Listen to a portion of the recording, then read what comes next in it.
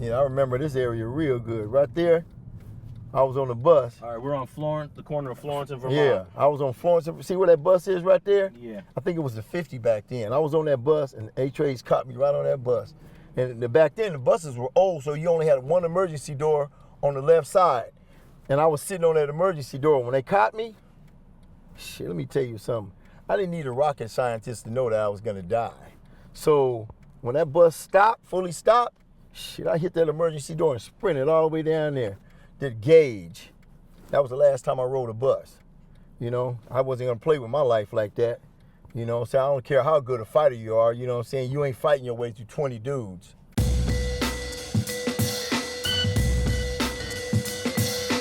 When Crip first came on the scene and everybody came with their individual gangs, that's when a lot of people wanted to make their own gang.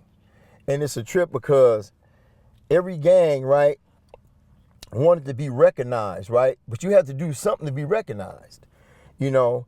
And the thing about, you know, like the 60s and the 8-Trays and the UGs, those were all what you call the major gangs, you know, the 9-0s back then. They were all the major gangs.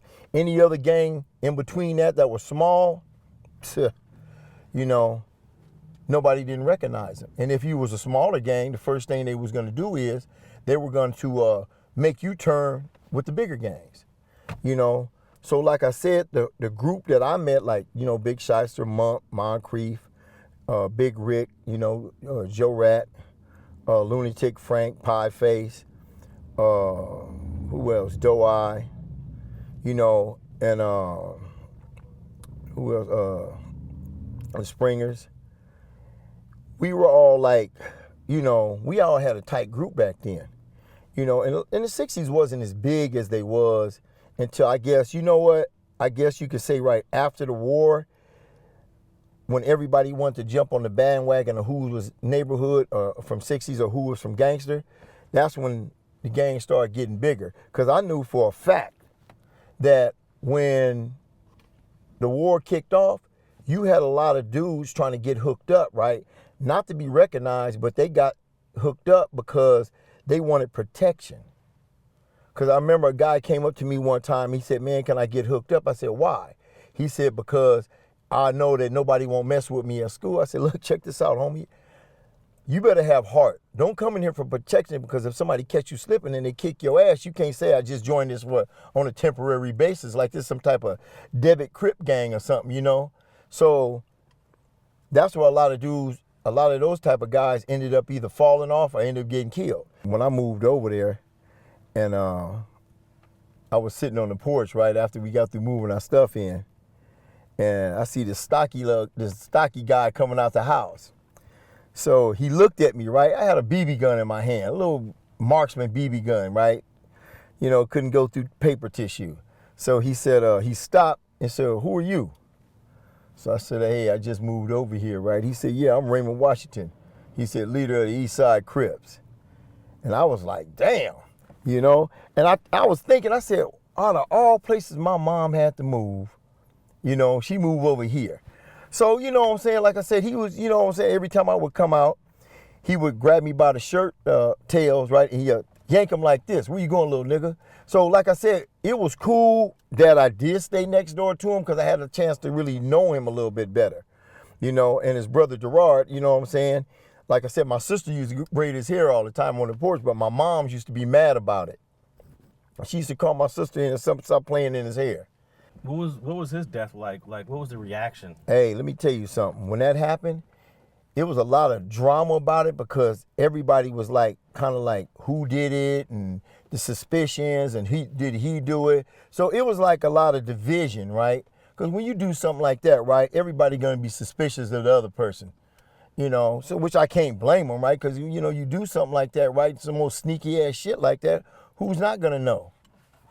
You know, who's not gonna be suspicious of the next person? Even though we all kind of basically know, you know? But I don't understand is, you know, me myself personally, you know, why wasn't it handled back then? I'm just saying. I didn't keep myself stationary to like my own hood all the time. I didn't like being just stuck on one corner or just one area. I used to branch out. So One week you might see me kicking it with the 9-0s. You might see me kicking with the UGs, the 111s, the 100s. You know, I go down to the Harlems. That's how I knew all of them dudes, because I didn't keep myself isolated to one area. I used to just like to kick it with them guys because, like I said, they were still homies, and I did grow up with a lot of them. So, you know, hey, I kept that love there, that, you know. Now, were the 9-0s gangsters when you was hanging with them? See, yeah, the 9-0s, the original 9-0s was on the western side. They were 9-0 gangsters up there by Sportsman Park, which is now Jesse Owens Park. The 9-0 Hoovers was over there, like I said, on the Hoover side. By then, right, they had fell out with the 107s behind the death of Ani. Then they got into it with the A-Trade Hoovers. And so they was basically fighting everybody from all sides. You know, and I got to give them their props, you know what I'm saying, to be surrounded like they were. You know, they was fighting their ass off. But then, like I said, when I talked to Space Ghost, he had called me up, right, and asked me how did I feel about, you know, the homies, you know what I'm saying, backing them up, you know, at that time during the war. And I said, hey, I have no problem with it. So me and a couple of homies, we started hanging over there. Then before you know it, there was a lot of us hanging over there. Then they started coming on the western side, right? I already seen what was going to happen, right? It was going to just be one big 9-0. And eventually, like I said, when they first did the first flip over, it was 9-0 West Coast. Then later on, that's when it changed to neighborhood. See, you had like Cody Brown, Psycho, Chris Walker, you know, Kerry Brown, who else? Maurice Michant. He was the one I told you got killed back in '75 at the liquor store on 92nd and Western. And, you know, and for like him to be a ninth grader, he was a big ninth grader, you know. And but the boy was down. I mean, he was crazy, but he was down. But you know, I just didn't like the way he was killed, you know. You know, we all went to his funeral. We was all in junior high school. We didn't see that everything was gonna go wrong like it did, you know, behind that one killing. The rumor was the actual shooter most likely may have been a 9-0 gangster / new A-Trade gangster. That's what they was trying to say, you know. They was trying to say, oh no, he was from 9-0, and then he was trying to become gangster, and then he was the one that did it. But the bottom line is, this is me. You should have just went ahead and gave him up in the first place instead of playing all these games, you know? Because look what it led to. Wow, this has really, really changed. Jesus. Behind you, that 2-story townhouse, that would have been where Raymond Washington's house was at. Yep. You remember that? Yeah, it was right there. It was green. You know, it's a trip because there was a tree in the backyard, right? And wow. And I used to stay in the house right there, 854. It was white. Oh, you literally stayed right next door to him. It was a white house, and it was wood, and the porch was red. Now it's a gate around it. You know, this even have a wall around in the front of this house right here. So is that the house you lived in with your mom and dad? Yeah, no, near my mom's. We stayed right there, me, my brother, and my sister. I had a BB gun, right? And so in the backyard of Raymond's mom's house, there was a tree, a big tree back there. And on the other side, where the house is on the other side, it was a duplex in the back. And it was a 2-story duplex. I'm sitting up there shooting my BB gun through these trees. I didn't know I was shooting the people's windows out across the street, you know, across the yard. So they came out, and I think one of them threw a brick through my window. So, so Raymond, he heard it. So Raymond walked out, and he did like this. He stood up, and he looked like this, and then he looked like this at me, and I'm sitting there with the BB gun in my hand, right? And he said, what's going on? I said, look, man, I shot these people window out right here, right? So when they seen Raymond, right, you know, they straight up like, hey, he said, look, man, I know this dude, you know, and they backed down, right? So they didn't want no parts of him. But hey, that was an accident. Shit, I didn't mean that shit, you know? And shit, wow. That's amazing. But I'm just tripping off right here. This house right here, they took that whole house down and built it all the way back up. Oh, okay, so that's not the original house. And no, that ain't the original house. And then around on 76 and McKinley, my boy Kevin Mitchell stayed around the corner, right? He was killed a long time ago, you know. Found him in the house dead, you know, something happened to him. So what's it feel like being on the old block? This feel weird. 40 years ago you lived here. Yeah, I know. Yep. Hey, and the thing about it is, Raymond's brother Gerard, he used to sit right at the edge of that porch where my sister used to braid his hair. You know. See, that's why I seen my homeboy that Ron.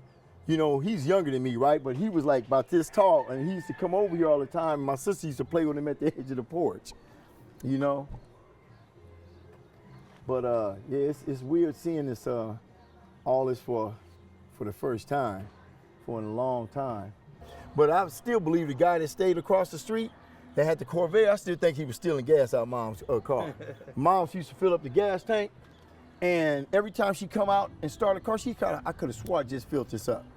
Now, because Raymond lived right here, did you see a lot of Crips, or would he just leave to do his Crip? No, he would leave. Matter of fact, I'm gonna tell you something. The guy that had the Corvair, what was his name?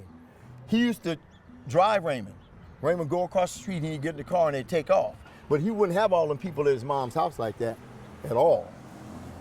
You know, he didn't do that at all. When I finally left from over here, you know, hey, only time I was coming back to go to my boy Kevin Mitchell's house, you know, because by then Raymond was doing his thing and everybody else is doing their thing. Now, I think Raymond actually went to prison around like 74, 75. Yeah, it was about, well, I ain't gonna describe what happened, but he did go and he got out, you know, he did his thing. He went to Tracy, DVI.